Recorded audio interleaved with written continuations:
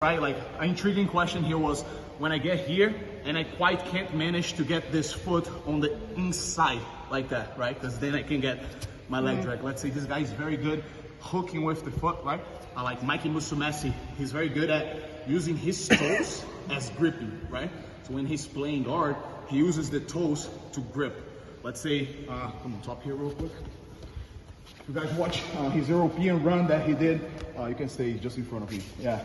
His European run that he played with against Muhammad Ali and played against big guys. He was playing spider guard. And you can see in the video that when he's playing spider guard, he uses his toes. I can't do that, right? But he uses his toes to grip on the gi like that, right? And that just caught my attention because, again, it's him using all parts of his body in his favor when it comes to grappling, when it comes to jiu-jitsu. And I feel like majority of us, including myself, when we're training, we're like one-sided, like we're one vision, right? I have to use my hands to pass the guard, right? And we forget to use things like our feet, right? Our head. Another example of that, many of you might not know because it's been a while ago, but at brown belt, Paulo Miao used to fight a lot with Keenan Cornelius, right? And Paulo Miao always had an incredible guard and was really hard for Keenan to pass, right? And then he did that famous guard pass where he was here on the outside and he stomped that leg and got into a pass, right? And that was years ago. Nowadays with the rotolos and stuff like that, like now people understand how to use the legs more to staple, right? I'm not using my arms to beat this leg. I don't need to be here, right? I can eliminate this arm with my head and with my leg, and now I have two hands to work around, right? So again, if you guys can leave from my seminars with this mindset of, okay, when I'm training, let me try to use all my limbs, all my head, every single part of my body when I'm training, that will be helpful. Another thing is when I'm recovering the guard, right? A lot of people go like, oh, you have to have your knee on your elbow. Yes, that's right. But sometimes it's not gonna be easy to do that. So I can use my toes as well to try to find space. Any little part of your body that you can insert when you're recovering your guard to create space will be useful, right? So again, sometimes this guy on bottom will be really good keeping these toes out. It's gonna be hard for me to walk, look, the toes are out there. It's hard for me to put the pressure here to get the toes inside, right? So if that's the case and you guys are having a hard time walking around, there is no problem. What I would do is I would just stay more here, start working with this knee shield, try to beat the knee shield, try to smash the knee shield. Eventually, giving this person on bottom more reactions and more concerns, he'll forget a little bit about this foot.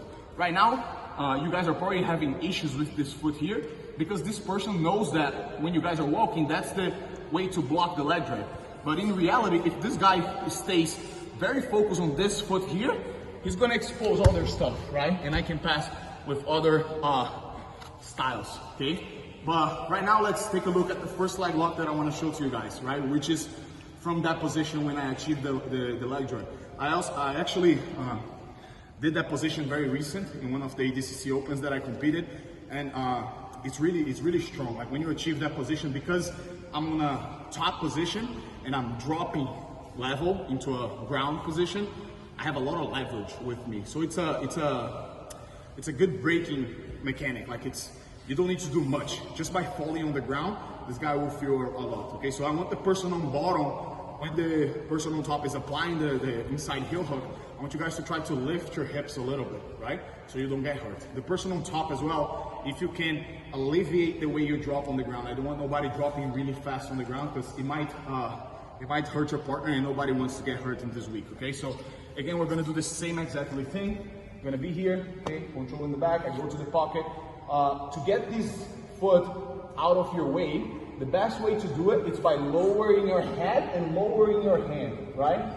So in the gi, I use a belt grip, right? I go really low and I grip right here. No gi, because here I don't have a grip, my four fingers don't have a grip, I started playing more with this hip pocket, right? I feel like here I have more tension, okay? Now I start backing up. In the beginning, regular grip. As I walk, I try to switch into a reverse C-post. Okay, my head is on the inside. From here, I start walking, push this into my pocket. From here, it's important that you guys create this shelf, right? I want his leg on top of mine, and I want my elbow locking the leg, okay? So I'm not here. The leg is not free, because the main difference is he's gonna turn his heel to this side, right? So I want this open. So I was there, I start walking, switch, get here, right? Now from here I walk, start pushing inside, and I start just sitting down, right? And just sit down. I'm not gonna go much into the details. Sometimes I throw the leg over the top. Sometimes I sit and I throw a 50-50.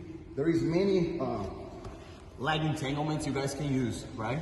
You guys can go cross, you guys can go 50-50. Me, because of the power and the speed that I'm doing the technique, it's a fast technique. It's like a leg drag, heel hook, right? I don't have much time to set up my legs the way I wanted to. So the first thing that I'm trying to do is scare this guy on the heel.